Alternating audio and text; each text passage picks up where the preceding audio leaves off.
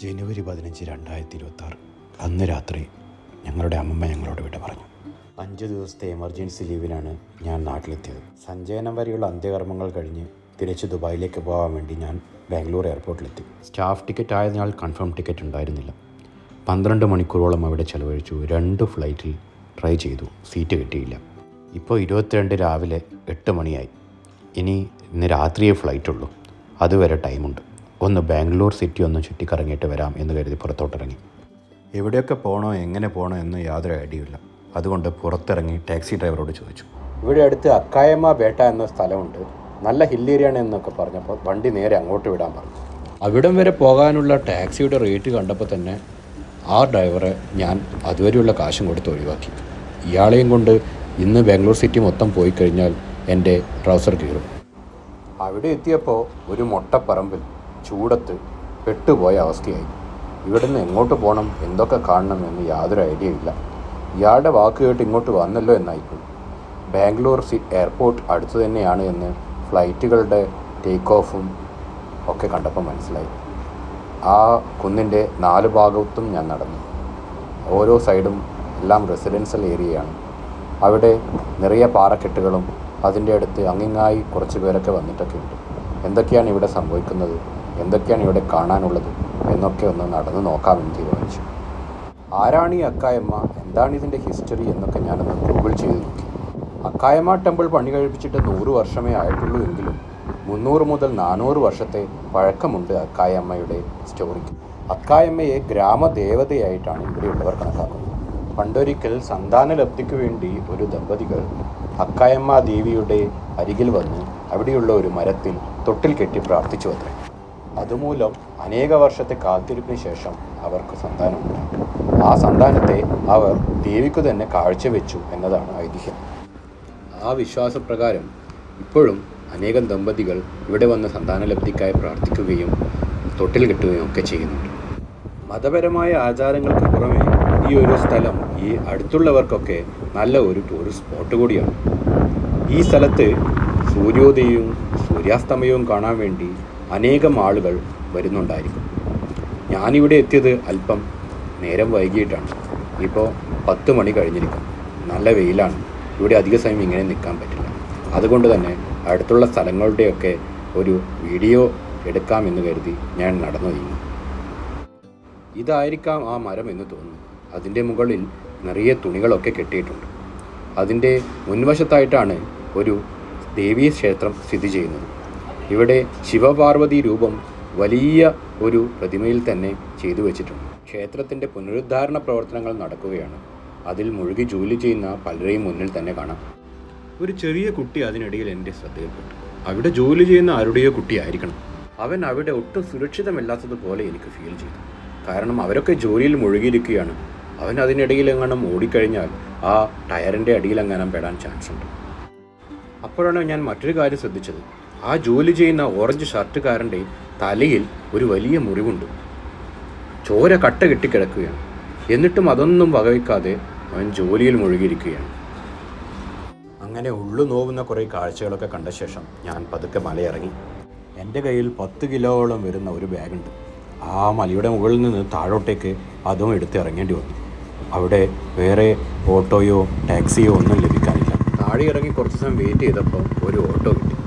അയാളോട് അടുത്തുള്ള ഏതെങ്കിലും ഒരു ടൂറിസ്റ്റ് സ്പോട്ടിലേക്ക് അല്ലെങ്കിൽ കാണാൻ എന്തെങ്കിലും കാഴ്ചയുള്ള എന്തെങ്കിലും ഒരു സ്ഥലത്തേക്ക് പോകാൻ പറഞ്ഞു. അപ്പോൾ അയാൾ പറഞ്ഞു, പുനഃസമരണഹല്ലി ലേക്ക് ഉണ്ട് ഇവിടെ അടുത്ത്, നമുക്ക് നേരെ അങ്ങോട്ടേക്ക് പോകാമെന്ന് പറഞ്ഞു. ഞാൻ പറഞ്ഞു, ഇന്ന് വൈകുന്നേരം വരെ നിങ്ങൾ എൻ്റെ കൂടെ വേണം. അടുത്തടുത്ത് ഏതൊക്കെ സ്ഥലങ്ങൾ കാണാൻ പറ്റുമോ അവിടെയൊക്കെ നമുക്കൊന്ന് കറങ്ങാം. അങ്ങനെ ഫസ്റ്റ് പുനഃസമരണഹള്ളി ലേക്കിൻ്റെ കവാടത്തിൽ എന്നെ അയാൾ ഡ്രോപ്പ് ചെയ്തു. 18 ഏക്കർ വിസ്തൃതിയുള്ള വിശാലമായൊരു തടാകമാണിത്. ഈ അടുത്ത് 2-3 വർഷങ്ങൾ മുന്നെയാണ് ഇത് റിജുവനേറ്റ് ചെയ്തിട്ടുള്ളത്. ഇതിൻ്റെ അടുത്ത് തന്നെ ഒരു എയർഫോഴ്സ് സ്റ്റേഷനുമുണ്ട്.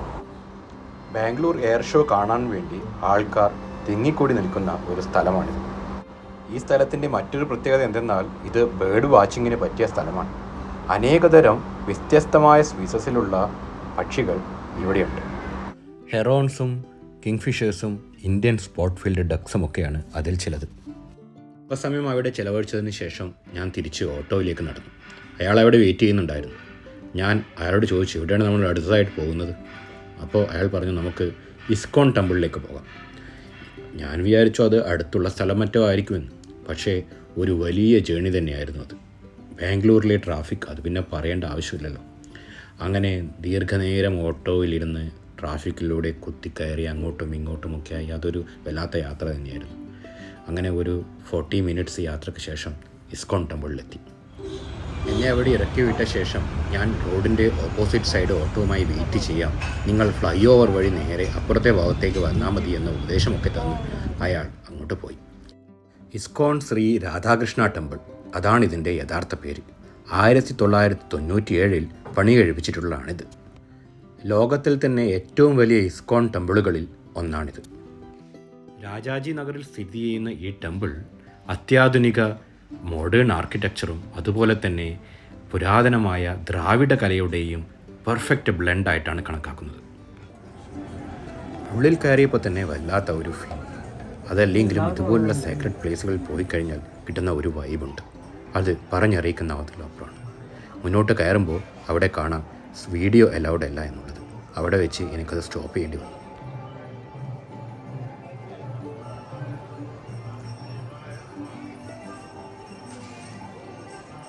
ശ്രീകൃഷ്ണൻ്റെ വിഗ്രഹങ്ങളും അതിനു താഴെ ഭജന പാടുന്ന നിറയെ പേരും ഒക്കെ ആയിരുന്നു കാഴ്ച. അതിമനോഹരം തന്നെയായിരുന്നു അത് കണ്ടു നിൽക്കാൻ വേണ്ടിയിട്ട്. പറഞ്ഞതുപോലെ തന്നെ ഓട്ടോ ഡ്രൈവർ അവിടെ വെയിറ്റ് ചെയ്യുന്നുണ്ടായിരുന്നു. അവിടുന്ന് നേരെ ഞങ്ങൾ പോയത് ടിപ്പു സുൽത്താൻ്റെ കൊട്ടാരത്തിലേക്കാണ്. ഇതിനകത്ത് പ്രവേശിക്കാൻ വേണ്ടി നമുക്കൊരു ടിക്കറ്റ് എടുക്കേണ്ടത് ആവശ്യമാണ്. ഇന്ത്യൻ നാഷണൽസിന് 25 രൂപയും അതുപോലെ ടൂറിസ്റ്റിന് 250 രൂപയുമാണ് ചാർജ്. ക്യാഷ് കൊടുത്ത് നമുക്ക് ബുക്ക് ചെയ്യാൻ പറ്റില്ല. QR കോഡ് സ്കാൻ ചെയ്ത് ഓൺലൈൻ പേയ്മെൻറ്റ് എടുത്താൽ നമുക്ക് ഈ സ്ക്രീൻഷോട്ട് കിട്ടും. ഇത് അവിടെ സെക്യൂരിറ്റിയെ കാണിച്ചാൽ അകത്ത് പ്രവേശനം ലഭിക്കും. ഇൻഡോ ഇസ്ലാമിക് ആർക്കിടെക്ചറിൻ്റെ വലിയൊരു ഉദാഹരണമാണിത്. ടിപ്പുവിൻ്റെ സമ്മർ പാലസ് ആയിട്ടാണ് ഇതിനെ വിശേഷിക്കപ്പെടുന്നത്. AD 1781 മുതൽ 1791 വരെയാണ് ഇതിൻ്റെ നിർമ്മാണ കാലയളവ്. ടിപ്പുവിൻ്റെ മരണശേഷം ബ്രിട്ടീഷുകാർ ഇതിനെ അവരുടെ സെക്രട്ടേറിയറ്റ് ആക്കി. ഇപ്പോൾ ആർക്കിയോളജിക്കൽ സർവേ ഓഫ് ഇന്ത്യയുടെ കൺട്രോളിലാണ് ഇതിരിക്കുന്നത്. സന്ദർശകരൊക്കെ പലതിൻ്റെയും മുന്നിൽ നിന്ന് ഫോട്ടോ എടുക്കുന്ന തിരക്കിലാണ്. ഞാനിതിലൂടെ നടന്നു പോകുമ്പോൾ നൂറ്റാണ്ടുകൾക്ക് പുറകിലോട്ട് പോയ പോലെ ഒരു ഫീൽ. അന്ന് ഒരു സാധാരണ പൗരന് ഇതിൻ്റെ 7 അയലത്ത് പോലും വരാനുള്ള യോഗ്യത ഉണ്ടായിരിക്കില്ല. രാജാവിൻ്റെ മാത്രം അവകാശപ്പെട്ട സ്ഥലം. കൊട്ടാരത്തിൻ്റെ വളരെ മർമ്മപ്രധാനമായ സ്ഥലമാണിത്. ഇവിടെ ഇടത്തും വലത്തുമായി 2 ഗേറ്റുകൾ കാണാം. East Darbar and West Darbar എന്നറിയപ്പെടുന്ന സ്ഥലങ്ങളാണിത്. ദർബാർ എന്ന് പറഞ്ഞാൽ ഒരു കോടതി മുറിയാണ്. ഇവിടെ വെച്ചാണ് പല പല പ്രശ്നങ്ങൾക്കും അയാൾ ഒത്തുതീർപ്പുണ്ടാക്കിയിട്ടുള്ളത്. അയാളുടെ തീരുമാനങ്ങൾ അയാൾ അറിയിച്ചിരുന്നത്. മുകളിലത്തെ നിലയൊക്കെ ഇതുപോലെ ഏവർക്കും പോകാനും യഥേഷ്ടം സഞ്ചരിക്കാനും ഫോട്ടോസ് എടുക്കാനുമുള്ള എല്ലാ സൗകര്യങ്ങളും ആർക്കിയോളജിക്കൽ ഡിപ്പാർട്ട്മെൻറ്റ് ചെയ്തു കൊടുത്തിട്ടുണ്ട്. ചില മുറികൾ ഇപ്പോഴും അടച്ചിട്ടവയാണ്. താഴോട്ടിറങ്ങിയാൽ അതല്ല അവസ്ഥ. താഴെ പല റൂമിലും ഫോട്ടോയും വീഡിയോഗ്രാഫിയും അലൗഡല്ല. അവിടെ സെക്യൂരിറ്റി ഉണ്ട്. അവിടെ പല പ്രദർശന വസ്തുക്കളുമുണ്ട്. ടിപ്പു ഈ കൊട്ടാരത്തെ വിളിച്ചിരുന്നത് റാഷ്ക് ഇ ജന്നത്ത് എന്നാണ്. ഇതാണ് ഞാൻ പറഞ്ഞ ദർബാറിൻ്റെ ഒരു വശത്തെ മുഖം. ഇവിടെയാണ് രാജാവ് വന്ന് നിൽക്കുന്നത്. താഴെ തടിച്ചുകൂടിയ സഭയെ അയാൾ അഭിസംബോധന ചെയ്യുന്നത്. ടീക്ക് വുഡും കല്ലും കൊണ്ടാണ് ഇതിൻ്റെ നിർമ്മാണ പ്രവൃത്തികൾ കൂടുതലും ചെയ്തിരിക്കുന്നത്. ഇതിന് ലൈം പ്ലാസ്റ്ററിംഗ് ആണ് ഫിനിഷിംഗ് ആയി കൊടുത്തിട്ടുള്ളത്. പിന്നീട് പല പെയിൻറ്റിങ്ങുകളും ആർക്കിയോളജിക്കൽ ഡിപ്പാർട്ട്മെൻറ്റ് ഇതിൻ്റെ മുകളിൽ ചെയ്തിട്ടുണ്ട്. ബ്രിട്ടീഷുകാരെ വെള്ളം കുടിപ്പിച്ച ധീരനായ ഒരു യോദ്ധാവിൻ്റെ വസതി. താഴെ പല പല മുറികളിലായി പലതര പ്രദർശന വസ്തുക്കളുണ്ട്. അതിലൊന്നാണ് ടിപ്പു ഉപയോഗിച്ച ആദ്യത്തെ rocket. Doctor APJ Abdul Kalam അദ്ദേഹത്തിൻ്റെ വിങ്സ് ഓഫ് ഫയറിൽ പറഞ്ഞിട്ടുണ്ട് ഇതിനെ പറ്റിയിട്ട്. അത് പോയി കാണാൻ പറ്റി. അതിൻ്റെ വീഡിയോ എടുക്കാൻ അലൗഡല്ല. സമയം വൈകുന്നേരം 3 മണിയായി. എനിക്ക് എയർപോർട്ടിലേക്ക് പോകാനുള്ള സമയം. അതിനാൽ എൻ്റെ ഇന്നത്തെ ബാംഗ്ലൂരത്തെ കറക്കം ഇവിടെ അവസാനിപ്പിച്ച് തിരിച്ച് എയർപോർട്ടിലേക്കുള്ള വണ്ടി പിടിച്ചു. ഇന്നേരം എൻ്റെ സഹയാത്രികനായതിന് നന്ദി. Thank you. ബൈ.